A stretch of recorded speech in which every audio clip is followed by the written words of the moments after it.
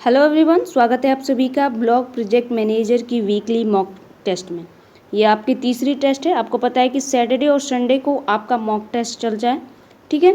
जो एक हफ्ते में आपने यानी मंडे टू फ्राइडे जो भी आपने पढ़ा होता है, मंडे टू फ्राइडे आपकी जो क्लासेस चलती हैं उसी पर आधारित ये प्रश्न होता है, ठीक है। 20 प्रश्न इसमें पूछे जाते हैं और 2 दिन आपका सैटरडे संडे ये मॉक टेस्ट चलता है। तो चलिए स्टार्ट करते हैं। यहाँ पे देख लीजिए कहाँ से प्रश्न आया है। तो दीनदयाल अंत्योदय योजना, हम इसी को पढ़ रहे थे। तो ग्रामीण राष्ट्रीय आजीविका मिशन यानी DAYNRLM पर 20 प्रश्न है। पहला प्रश्न है हमारा कि DAYNRLM किस केंद्रीय मंत्रालय का प्रमुख कार्यक्रम है। पहला ऑप्शन आपके पास है कि वित्त मंत्रालय का है, दूसरा है ग्रामीण विकास मंत्रालय का है, तीसरा है सामाजिक न्याय और अधिकारिता मंत्रालय और चौथा है महिला एवं बाल विकास मंत्रालय। तो अब आपको बताना है कि 4 ऑप्शन में से कौन सा जो इसका राइट जवाब होगा, कौन सा जो केंद्रीय मंत्रालय का प्रमुख कार्यक्रम है DAYNRLM के तहत। तो आपको पता है जो ऑप्शन नंबर इसका बी होगा या ब होगा, ग्रामीण विकास मंत्रालय। तो ऑप्शन नंबर जो दूसरा है या बी है इसका राइट जवाब है ग्रामीण विकास मंत्रालय, इसका प्रमुख कार्यक्रम के अंतर्गत आता है, ठीक है। तो ऑप्शन नंबर जो बी है इसका राइट जवाब है। कह रहा है कि DAYNRLM ग्रामीण गरीबों की आजीविका और सशक्तिकरण पर केंद्रित है, जो ग्रामीण विकास मंत्रालय के तहत कार्यान्वित एक प्रमुख योजना है, ठीक है। अगले प्रश्न पे चलते हैं। यहाँ पे मैं आपको बता दूं कि आप लोगों की बैच में से कोई भी अभी तक किसी ने भी जो प्रैक्टिस सेट चल रहा है या जो क्लासेस चल रहे हैं उसमें से कोई भी आंसर नहीं दे रहा है। आपको हर टेस्ट में बताया जाता है कि जो प्रश्न मिलते हैं आपको उसमें से बताना होता है कि कितने प्रश्नों को आपने सही किया है। तो आपके बैच में से अभी तक आप लोगों के बैच में से किसी ने भी जवाब नहीं दिया है, ठीक है। तो आज की कम से कम क्लास में ज़रूर बताइएगा कि आपने 20 में से कितने प्रश्नों को सही किया है। इससे आपका पता चलता है कि आप किस लेवल पर, आपका जो लेवल है आप जो पढ़ रहे हैं उसका क्या स्तर चल रहा है, ठीक है। तो आप बताइएगा ज़रूर कि 20 में से आपने कितने प्रश्नों को सही किया है, कितने गलत हुए हैं, ठीक है। आपके जितने भी प्रश्न हो उतना, चाहे 1 2 हो या ना हो, लेकिन बताइएगा ज़रूर कि प्रश्न सही हुए हैं या नहीं हुए, ठीक है। दूसरे प्रश्न पे चलते हैं। दूसरा प्रश्न कह रहा है कि DAYNRLM का प्राथमिक लक्ष्य क्या है, यानी प्राइमरी जो इसका टारगेट होता है वो क्या होता है। तो पहला है कि ग्रामीण क्षेत्रों में केवल कौशल प्रशिक्षण केंद्रों पर ध्यान निर्माण करना, दूसरा है गरीबों के मजबूत जमीनी स्तर के संस्थानों का निर्माण करके गरीबी को कम करना, तीसरा है सभी ग्रामीण परिवारों को केवल निःशुल्क राशन प्रदान करना और चौथा है शहरी क्षेत्रों में बेघर लोगों के लिए आश्रय प्रदान करना। तो आपको पता है कि जो DAYNRLM है इसका जो प्राइमरी जो उद्देश्य है वो क्या है, गरीबी को कम करना, यानी गरीबी को दूर करना है। और कहाँ पे, तो ग्रामीण क्षेत्रों की गरीबी को दूर करने के लिए ये होता है। तो ऑप्शन नंबर जो बी होगा इसका राइट जवाब होगा गरीबों के मजबूत जमीनी स्तर के संस्थानों का निर्माण करके गरीबी को कम करने का काम ये किया जाता है। और जो संस्था का निर्माण ये करता है वो स्वयं सहायता समूह के माध्यम से किया जाता है, ठीक है। तो ऑप्शन नंबर बी इसका राइट जवाब है। यहाँ पे स्पष्टीकरण की बात करें तो मिशन का मुख्य उद्देश्य स्वयं सहायता समूहों जैसे मजबूत संस्था बनाकर ग्रामीण गरीब परिवारों को स्वरोजगार और रोजगार के अवसर प्रदान करना होता है। यानी एक तो उनके खुद का बिजनेस स्टार्ट करने के लिए प्रोत्साहित किया जाता है, अगर इसके साथ ही साथ उनको क्या किया जाता है, प्रशिक्षण दिया जाता है कि वो किसी अगर कहीं रोजगार या काम करना चाहें तो उसके लिए उनको कौशल प्रशिक्षण प्रदान किया जाता है इसके तहत, ठीक है। तो अगला प्रश्न कह रहा है आपका कि निम्नलिखित में से कौन सा DAYNRLM के मुख्य मूल्य यानी मेन कोर वैल्यूज में शामिल नहीं है। आपको पता है इसके कुछ कोर वैल्यूज होती हैं, जिनमें से क्या शामिल नहीं है आपको बताना है। इसमें से 3 तो सिमिलर हैं जो शामिल है, एक है जो शामिल नहीं है, तो उसी को आपको ढूंढना है। समावेशन यानी इंक्लूजन है, या जवाबदेहिता यानी अकाउंटेबिलिटी है, या विकेंद्रीकृत योजना यानी डिसेंट्रलाइज प्लानिंग है, या सामुदायिक आत्मनिर्भरता यानी कम्युनिटी सेल्फ रिलायंस है। तो अब आपको बताना है कि इसमें कौन सा सम्मिलित नहीं है, यानी कोर इसकी वैल्यू नहीं है। तो अगर आपने ध्यान दिया होगा तो ऑप्शन नंबर जो सी है विकेंद्रीकृत योजना यानी डिसेंट्रलाइज प्लानिंग जो है, इसका जो मेन जो कोर आइडियाज़ होती है उसमें ये सम्मिलित नहीं होता है। इसमें समावेशन किया जाता है, जवाबदेहिता ठहराई जाती है और सामुदायिक आत्मनिर्भरता होती है। जैसे स्वयं सहायता समूह में समावेशन किया जाता है, यानी सबसे गरीब और हाशिए पर जो वर्ग है उसको इसमें सम्मिलित किया जाता है। फिर अकाउंटेबिलिटी यानी जवाबदेह उनको ठहराया जाता है, यानी जो स्वयं सहायता समूह में काम किया जाता है उसके लिए अकाउंटेबिलिटी ली जाती है। और उसके साथ जो सामुदायिक आत्मनिर्भरता की भावना भी होती है, यानी उनको सेल्फ रिलायंस का भी मौका मिलता है। ठीक है, तो ऑप्शन नंबर जो सी है इसका राइट जवाब होगा। ये जो होता है स्वयं सहायता समूह या DAY NRLM में सम्मिलित नहीं होता है, तो विकेंद्रीकृत योजना इसका जवाब होगा। यहाँ पे बात करें, कह रहा है कि स्पष्टीकरण में समावेशन, पारदर्शिता, जवाबदेही और सामुदायिक आत्मनिर्भरता मिशन के मुख्य मूल्य हैं और विकेंद्रीकृत योजना एक कार्यान्वयन रणनीति है, न कि मूल्य जो मेन कोर होता है यानी मूल्य कोर है। ठीक है, तो ये क्या है कि एक कार्यान्वयन इकाई है कि इसको कैसे इसका जो प्रदर्शन है या जो काम है वो कैसे होगा, इस पर फोकस करता है, न कि इसकी कोर वैल्यूज को। ठीक है, अगला प्रश्न कह रहा है कि DAY NRLM के तहत जमीनी स्तर पर गठित होने वाली सबसे पहली और बुनियादी संस्था कौन सी है। तो ध्यान रखना है कि सबसे पहली और सबसे बुनियादी जो संस्था है वो कौन सी है। तो आपको पता है कि इसमें 3 स्टेजेस होते हैं। ठीक है, अगर आपने ध्यान दिया होगा तो पहला है क्लस्टर स्तरीय महासंघ है, राज्य ग्रामीण मिशन आजीविका है, या स्वयं सहायता समूह है, या ग्राम संगठन है। तो कह रहा है कि DANR के तहत जो ज़मीनी स्तर पर गठित होने वाली सबसे पहली और सबसे बुनियादी जो संस्था होती है वो कौन सी होती है, तो स्वयं सहायता समूह होता है। ठीक है, ये पहले लेवल पे आती है, जैसे आपका मोहल्ला हो गया, आपके गांव में 5, 6 या 10 जो होंगे स्वयं सहायता समूह होंगे और आपके मोहल्ले में भी एक स्वयं सहायता समूह ज़रूर होगा।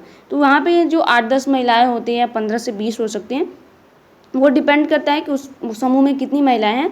तो वो क्या करती है, एक स्वयं सहायता समूह का निर्माण करती हैं ग्रामीण स्तर पे, यानी अपने जो अपना एरिया होता है उनका, जैसे आपके अपने पड़ोस में वो एक स्वयं सहायता समूह का निर्माण करती हैं। और गांव के लेवल पे क्या होता है, 5 से 10 स्वयं सहायता समूह होते हैं। तो फर्स्ट स्टेज पे आता है स्वयं सहायता समूह, सेकेंड पे आता है ग्राम संगठन और थर्ड पे आता है क्लस्टर लेवल फेडरेशन। तो इसको ध्यान रखना है, सबसे ज़मीनी स्तर पर जो आता है स्वयं सहायता समूह आता है, उसके बीच मिडल में जो आता है ग्राम संगठन आता है, और कई ग्राम संगठन मिलकर क्या करते हैं, एक क्लस्टर लेवल फेडरेशन का निर्माण करते हैं। जैसे कई स्वयं सहायता समूह मिलकर क्या करेंगे, एक ग्राम संगठन का निर्माण करेंगे, और कई ग्राम संगठन मिलकर क्या करते हैं, एक क्लस्टर लेवल फेडरेशन का निर्माण करते हैं। तो ऑप्शन नंबर जो सी है इसका राइट जवाब होगा। कह रहा है कि स्वयं सहायता समूह यानी सेल्फ हेल्प ग्रुप्स में कम से कम 10 से 20 सदस्य होते हैं। अधिमानतः जो क्या होता है उसमें महिलाएं ही होती हैं, लेकिन पुरुष भी हो सकते हैं, उसमें कोई फिक्स ऐसा नहीं है, लेकिन अधिकतर क्या होते हैं, वुमेन्स होती हैं। ठीक है, मिशन के संस्थागत वस्तु कला की बुनियादी इकाई होती है, यानी मेन जो फोकस होता है या मेन जो इकाई होती है, यूनिट होता है, इन्हीं का होता है। अगला प्रश्न कह रहा है कि राज्य स्तर पर मिशन के कार्यान्वयन के लिए जिम्मेदार विशेष प्रयोजन वाहन यानी SPV इकाई क्या है। ठीक है, विशेष प्रयोजन वाहन इकाई जो है, स्पेशल प्रोविजन जो व्हीकल है वो क्या है, वो इकाई जो है पूछ रहा है वो क्या है। तो आपको पता है यहाँ पे 3 इकाइयाँ आपने पढ़ी है, उसमें क्या क्या होता है, तो जिला मिशन प्रबंधन इकाई, राष्ट्रीय मिशन प्रबंधन इकाई होता है, राज्य मिशन प्रबंधन इकाई होता है, या ब्लॉक मिशन प्रबंधन इकाई होता है। तो आपको पता है कि इसमें 3 इकाइयाँ होती हैं जो विशेष प्रयोजन के लिए कौन सी होती है, राज्य के स्तर पे। तो ऑप्शन नंबर सी होगा, राज्य ग्रामीण आजीविका मिशन यानी SRLM होती है। वही ब्लॉक लेवल पे ब्लॉक मिशन प्रबंधन इकाई होती है, और जिला के स्तर पे होती है जिला प्रबंधन मिशन इकाई। राष्ट्रीय मिशन प्रबंधन इकाई नहीं होती है। ठीक है, क्योंकि ये इसके 3 मेन स्तर होते हैं जिन पे मेन फोकस होता है, राज्य के स्तर पे तो जाता ही नहीं है। ठीक है, सॉरी, राष्ट्रीय स्तर पे तो जाता नहीं है। ठीक है, क्योंकि ये राज्यवार होता है, अपने राज्य की जो चीज़ें होती हैं, जैसे बिहार हो गया, यूपी हो गया, तो वो अपने राज्य में ही ज़्यादा फोकस करता है, ये राष्ट्रीय स्तर पे उतना वर्क नहीं करता है। कह रहा है कि राज्य ग्रामीण आजीविका मिशन यानी SRLM या SPMU राज्य द्वारा राज्य के स्तर पर एक नोडल कार्यान्वयन इकाई है जो SPV के रूप में कार्य करती है। अगला प्रश्न है आपका, अगला प्रश्न कह रहा है कि DAY NRLM यानी दीनदयाल अंत्योदय योजना राष्ट्रीय ग्रामीण आजीविका मिशन के 4 मुख्य घटकों में से निम्नलिखित में से क्या शामिल नहीं है। यहाँ पे ध्यान रखना है कि 4 इसके जो घटक होते हैं, कंपोनेंट्स होते हैं, उसमें से कौन सा एक सम्मिलित नहीं है। तो सामाजिक लामबंदी और संस्था निर्माण है, या वित्तीय समावेशन है, या शहरी आधारभूत ढांचा होता है या संरचना का विकास करना है, आजीविका संवर्धन और अभिसरण। तो अगर आपने इसको कंपोनेंट्स आपको पता है कि जो DAY NRLM के जो क्या क्या कंपोनेंट्स होते हैं, तो आपका जो राइट जवाब आपने ढूंढ लिया होगा कि ऑप्शन नंबर सी इसका राइट जवाब होगा। ये जो होता है इसमें सम्मिलित नहीं होता है, यानी इसके जो मुख्य घटक होते हैं इसमें सम्मिलित नहीं होता है। शहरी आधारभूत संरचना का विकास करना। ठीक है। सामाजिक और लामबंदी संस्था निर्माण करना इसमें सम्मिलित है। वित्तीय समावेशन करना सम्मिलित है। आजीविका संवर्धन करना और उसका अभिसरण करना सम्मिलित है। तो ऑप्शन नंबर जो सी होगा इसका राइट जवाब होगा, ये इसमें सम्मिलित नहीं होता है। DAYNRLM के जो 4 मुख्य स्तंभ है उसमें ये सम्मिलित नहीं होता है। कह रहा है कि DAYNRLM के 4 मुख्य घटक हैं। सामाजिक लामबंदी, अब कौन कौन से घटक यहाँ पे देख लीजिए। सामाजिक लामबंदी है, संस्था का निर्माण करना है यानी इंस्टीट्यूशन बिल्डिंग है, वित्तीय समावेशन करना है, आजीविका संवर्धन करना है और अभिसरण करना है यानी कन्वर्जेंस करना होता है। शहरी विकास क्या है, इसका हिस्सा नहीं है। तो अगर आपने कंपोनेंट्स की क्लास को में जो कंपोनेंट्स नहीं लिखा हुआ है तो यहाँ पे लिख लीजिए इसके चारों कंपोनेंट्स क्या क्या होते हैं, ठीक है, क्योंकि इन्हीं से प्रश्न बनते हैं तो ध्यान रखना है इसको। अगला प्रश्न कह रहा है कि स्वयं सहायता समूह को उनकी संस्थागत और वित्तीय क्षमता को मजबूत करने के लिए प्रारंभिक सहायता के रूप में क्या प्रदान किया जाता है। जो स्वयं सहायता समूह का जब गठन किया जाता है तो उनको प्रारंभिक में जो उनकी जो कैपेसिटी होती है उसको बिल्डअप करने के लिए क्या किया जाता है। तो सामुदायिक निवेश निधि यानी CIF प्रदान किया जाता है, या परिक्रमी निधि यानी रिवॉल्विंग फंड दिया जाता है, कौशल प्रशिक्षण निधि या ब्याज सब्वेंशन दिया जाता है। तो अगर आपने ध्यान दिया होगा कि जो उनको प्रारंभिक जो सहायता मिलती है उसको क्या बोलते हैं, तो परिक्रमी निधि या रिवॉल्विंग फंड के रूप में जाना जाता है। तो ऑप्शन नंबर जो बी होगा इसका राइट जवाब होगा परिक्रमी निधि या रिवॉल्विंग फंड RF। तो इसको ध्यान रखना, ये क्या जाता है कि जब कोई संस्था यानी जैसे एक सेल्फ हेल्प ग्रुप्स अभी अभी बना है तो उसके पास उतनी क्षमता तो है नहीं, क्योंकि क्या करता है स्वयं सहायता समूह में जो सदस्य होते हैं वो अपने बचत जमा करते हैं, तब उसकी जाकर क्षमता क्या होती है या उसकी जो दायरा होता है वो धीरे धीरे बढ़ता है। तो स्टार्टिंग में तो उसके पास फंड वगैरह नहीं होते हैं, तो स्टार्टिंग में उनको रिवॉल्विंग फंड प्रदान किया जाता है ताकि उनकी जो स्थिति है उसको मजबूत किया जा सके प्रारंभिक स्तर पे। तो ऑप्शन नंबर जो बी है इसका राइट जवाब होगा। परिक्रामी निधि यानी स्वयं सहायता समूह को आंतरिक ऋण देने और वित्तीय प्रबंधन को मजबूत करने के लिए प्रदान की जाने वाली जो है प्रारंभिक पूंजी है ये। अगला प्रश्न कह रहा है कि स्वयं सहायता समूह महासंघों को ऋण देने या सामूहिक सामाजिक आर्थिक गतिविधियों के लिए किस निधि से सहायता दी जाती है, यानी जो सामाजिक आर्थिक गतिविधियां होती हैं स्वयं सहायता समूह में उसे किस निधि से फंड दिया जाता है। तो परिक्रमी निधि दिया जाता है, बैंक से ऋण दिया जाता है, सामुदायिक निवेश निधि यानी कम्युनिटी इन्वेस्टमेंट फंड दिया जाता है यानी CIF, या प्रशासनिक निधि दी जाती है।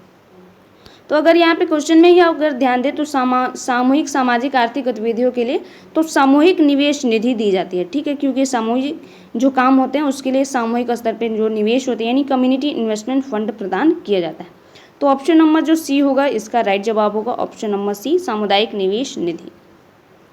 अगर बात करें इस निधि के बारे में तो जो स्वयं सहायता समूह के जो महासंघ है जैसे VOs और क्लस्टर लेवल फेडरेशन को दी जाती है, जिसका उपयोग वे सदस्यों को अगले ऋण देने और सामूहिक गतिविधियों को शुरू करने के लिए करते हैं, ठीक है।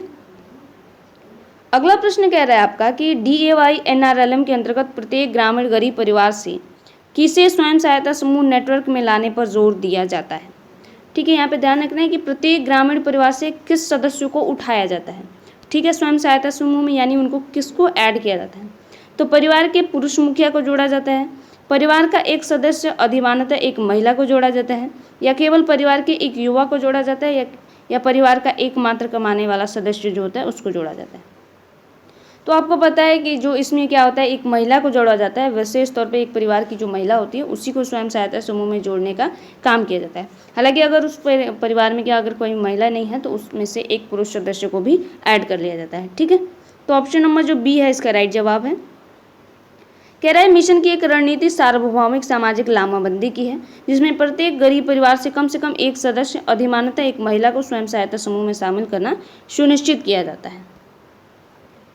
अगला प्रश्न है आपका कि वित्तीय साक्षरता और बैंक मित्र जैसी पहल मिशन के मुख्य घटकों से संबंधित है। मिशन के किस मुख्य घटक से संबंधित है, तो सामाजिक लामबंदी से है, आजीविका संवर्धन से है, अभिसरण से है, या वित्तीय समावेशन से है।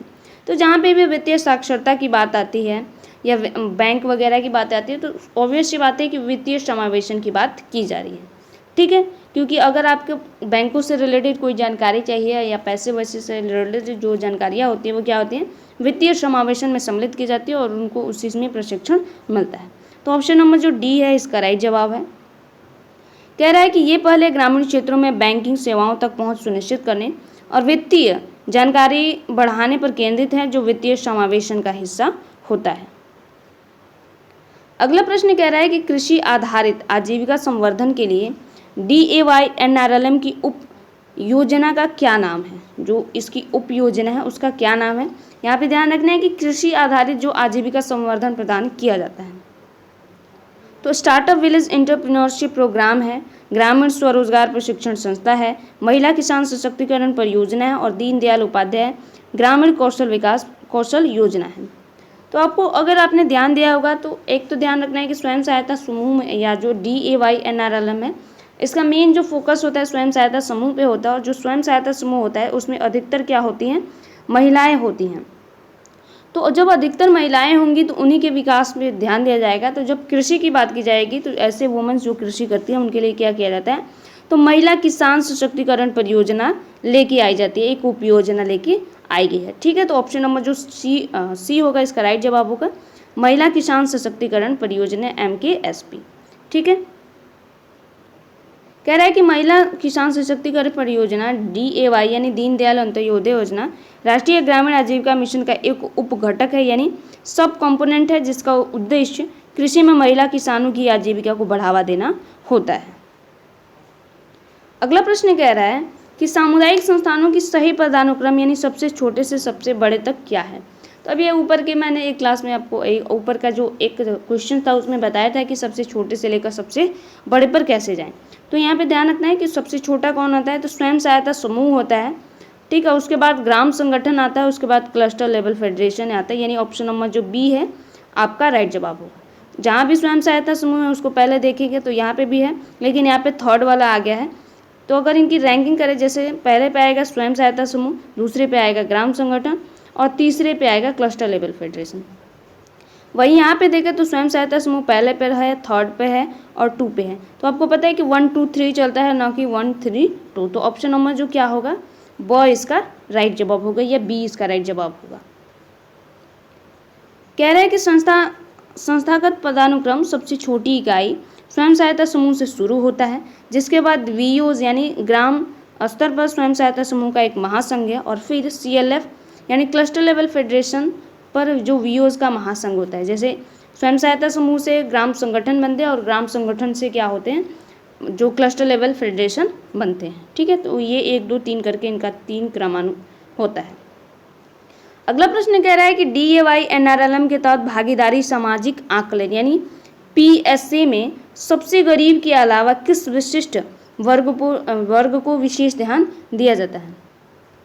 तो आपको पता है एक तो जो सामाजिक भागीदारी है उसमें सबसे गरीब होता है, उसके बाद कौन कौन से व्यक्तियों का ऐड किया जाता है, तो केवल शिक्षित बेरोजगार युवाओं को ऐड किया जाएगा, या एक महिला और एक महिला प्रधान परिवार, या विकलांग और भूमिहीन, या केवल छोटे और सीमांत किसान, या राजनीतिक रूप से सक्रिय व्यक्ति। तो आपको पता है जो सबसे गरीब के अलावा इसमें क्या सम्मिलित किया जाता है, तो एक महिला और महिला परिवार प्रधान परिवार या विकलांग और भूमिहीन जो व्यक्ति होते हैं उसको इसमें सम्मिलित किया जाता है, यानी भागीदारी सामाजिक आकलन में उनको ऐड किया जाता है। तो ऑप्शन नंबर जो बी होगा इसका राइट जवाब होगा, एक महिला प्रधान परिवार और विकलांग और भूमिहीन।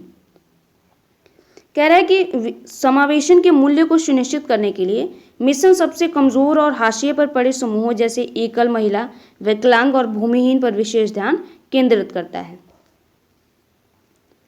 अगला प्रश्न कह रहा है कि DAY-NRLM की सफलता के लिए किस प्रकार की बाहरी संरचना को आवश्यक माना गया है।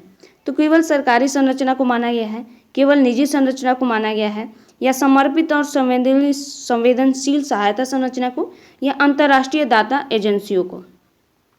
तो आपको पता है इसकी सफलता के लिए जो बाहरी संरचना होती है उसको किसके लिए आवश्यक माना गया है, किसको आवश्यक माना गया है, तो एक समर्पित और संवेदनशील सहायता संरचना को। तो ऑप्शन नंबर जो सी है आपका राइट जवाब होगा, ऑप्शन नंबर सी। कह रहा है कि मिशन का एक मार्गदर्शन सिद्धांत है और यह सामाजिक लामबंदी और संस्था निर्माण की प्रक्रिया को प्रेरित करने के लिए एक समर्पित और संवेदनशील समर्थन संरचना की आवश्यकता होती है। अगले प्रश्न पे चलते हैं। अगला प्रश्न कह रहा है कि स्वयं सहायता समूह को ऋण पर ब्याज सब्वेंशन यानी इंटरेस्ट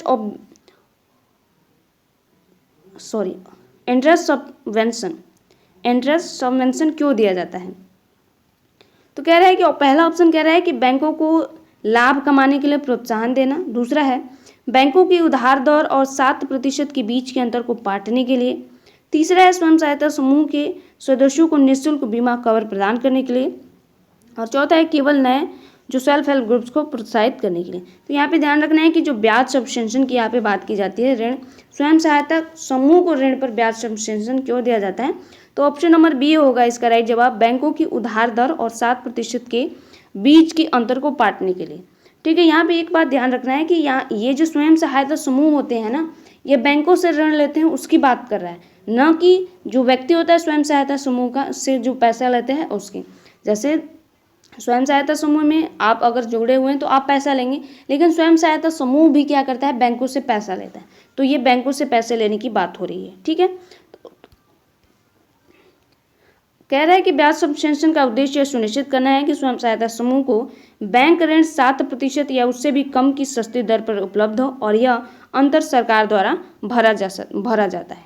ठीक है, आपको पता है कि बैंकों से जो स्वयं सहायता समूह है थोड़ा सा जैसे जितना ऋण वो समूह में देते हैं उससे उनको क्या करता है, बैंकों से थोड़ा सा महंगा उनको ऋण मिलता है, और वो क्या करते हैं स्वयं सहायता समूह में उनको थोड़ा और सस्ता करके ऋण देते हैं। सामान्यतः क्या होता है, कुछ कंडीशन में 1% मिलता है, लेकिन ये न्यूनतम दर है। ठीक है, वो स्वयं सहायता समूह के सदस्य तय करते हैं कि इससे ज़्यादा इंटरेस्ट रेट लिया जाएगा या नहीं लिया जाएगा। 3% भी होता है, 4% के करीब भी जाता है, वो डिपेंड करता है कि स्वयं सहायता समूह की कंडीशन कैसी है। ठीक है, अगला प्रश्न कह रहा है कि DAY NRLM के अभिसरण यानी कन्वर्जेंस घटक का मुख्य उद्देश्य क्या है। तो पहला है कि स्वयं सहायता समूह के लिए केवल बाजार संपर्क स्थापित करना। दूसरा है केवल गैर सरकारी संगठनों के साथ साझेदारी करना। तीसरा है गरीबों को उनके हक और सार्वजनिक सेवाओं तक पहुंच सुनिश्चित करने के लिए अन्य कार्यक्रमों के साथ तालमेल बिठाना। और चौथा है स्वयं सहायता समूह को कानूनी सहायता प्रदान करना। तो आपको पता है जो इसमें कन्वर्जेंस होता है उसमें क्या किया जाता है कि गरीबों को उनके हक और सार्वजनिक सेवाओं तक पहुंच सुनिश्चित करने के लिए अन्य कार्यक्रमों के साथ तालमेल बिठाने की कोशिश की जाती है, यानी अन्य जो परियोजनाएं हैं या योजनाएं चलती हैं, उपयोजनाएं चलती हैं, उनके साथ तालमेल बिठाने का काम किया जाता है। तो ऑप्शन नंबर जो सी है इसका राइट जवाब होगा। कह रहा है कि अभिसरण अन्य मंत्रालयों, विभागों और योजनाओं जैसे मनरेगा, स्वास्थ्य सेवाओं के साथ समन्वय बनाने पर जोर देता है ताकि स्वयं सहायता समूह को उनके सभी हक और सेवाएं मिल सकें। अगला प्रश्न कह रहा है कि DAY NRLM में आजीविका संवर्धन के 3 स्तंभों में से एक रोजगार का मुख्य उद्देश्य क्या है। जो 3 स्तंभ है आजीविका संवर्धन के, आपको पता है कि 3 पिलर होते हैं जिसमें से एक रोजगार भी है। तो रोजगार का कह रहा है कि मुख्य उद्देश्य क्या होता है। तो कृषि पारिस्थितिकी पद्धतियों को बढ़ावा देना है, ग्रामीण क्षेत्रों में सूक्ष्म उद्यमों को बढ़ावा देना है, या बाजार के लिए कौशल निर्माण करना। और चौथा है केवल स्वयं सहायता समूहों को वित्तीय सहायता प्रदान करना है। तो आपको पता है जो DAY NRLM में जो रोजगार का उद्देश्य होता है क्या होता है, बाजार के लिए कौशल का निर्माण करने, यानी डिमांड जो होती है मार्केट में, कैसी डिमांड है, किस जॉब की डिमांड है, किस प्रकार के जो प्रशिक्षित लोग हैं उनकी डिमांड है, उसके आधार पर क्या किया जाता है, उनको प्रशिक्षित किया जाता है। जैसे मान लीजिए मार्केट में क्या है, कंप्यूटराइज आधारित लोगों को लिया जा रहा है, तो क्या किया जाएगा जो DAY NRLM के तहत इसमें कौशल प्रशिक्षण के तौर पे क्या किया जाएगा, कंप्यूटर से रिलेटेड स्किल को सिखाया जाएगा, ताकि क्योंकि मार्केट में उसकी डिमांड है उस तरह के जॉब की, तो अगर कोई व्यक्ति जो है जो कंप्यूटराइज आधारित स्किल प्राप्त कर लेता है तो वो उससे ईजिली मार्केट में जॉब मिल जाएगा, या जो जॉब मिलेगी उसको ईजिली प्रोवाइड हो जाएगी। ठीक है, कह रहा है कि आजीविका संवर्धन के 3 स्तंभ हैं, भेद्यता न्यूनीकरण, आजीविका वृद्धि जिसे कहते हैं भेद्यता न्यूनीकरण या आजीविका वृद्धि, दूसरा है रोजगार यानी कौशल निर्माण, तीसरा उद्यम यानी स्वरोजगार। ठीक है, तो इन तीनों को आपको ध्यान रखना है, आजीविका वृद्धि, और क्योंकि ये 3 इसके जो स्तंभ है या पिलर हैं कहें। ठीक है, तो ये जो रोजगार का उद्देश्य मजदूरी रोजगार के लिए तैयार करना है, तो इन 3 पिलर को भी ध्यान रखिएगा, हालांकि क्लासेस में आपने देखा हुआ है। अगला प्रश्न कह रहा है कि RF यानी परिक्रामी निधि जिसे रिवॉल्विंग फंड बोलते हैं प्राप्त करने के लिए स्वयं सहायता समूह को किन 5 बुनियादी मानदंडों यानी पंचसूत्र का पालन करना चाहिए। आपको पता है कि इसमें पंचसूत्र का सिद्धांत होता है, 5 सूत्र होते हैं, और मैंने बोला था कि आप इन 5 सूत्रों पर ध्यान रखना है। तो कौन कौन से 5 सूत्र है उसमें पूछ रहा है, इसमें दिया हुआ है 5 में से। तो नियमित बचत होता है, नियमित साप्ताहिक बैठक होता है, बैंक लिंकेज होता है, बाजार संपर्क होता है, या आजीविका संवर्धन आजीविका गतिविधि होती है। दूसरा है नियमित बचत, नियमित साप्ताहिक बैठक, नियमित अंतर ऋण, समय पर पुनर्भुगतान और अद्यतन बही खाता। और तीसरा है, यहाँ पे तीसरा और चौथा को काट देते हैं केवल की वजह से। तो आप ये आपके दो ऑप्शन है, उसमें से एक कोई राइट जवाब है। तो आपको पता है जो बैंक लिंकेज या बाजार संपर्क इसमें नहीं आता है स्वयं सहायता समूह में। ठीक है, ये क्या होता है, ऑप्शन नंबर बी होगा। पंचसूत्र का जो सिद्धांत है उसमें वो सारी चीज़ें नहीं आती। तो इसमें नियमित बचत, नियमित साप्ताहिक बैठक, नियमित अंतर ऋण और समय पर पुनर्भुगतान और अद्यतन बही खाता जो क्या है पंचसूत्र का पालन करने के लिए आवश्यक है। तो ये ऑप्शन नंबर जो बी है इसका राइट जवाब होगा। कह रहा है कि पंचसूत्र स्वयं सहायता समूह के वित्तीय अनुशासन और अच्छे कामकाज के लिए निर्धारित 5 आवश्यक मानदंड है।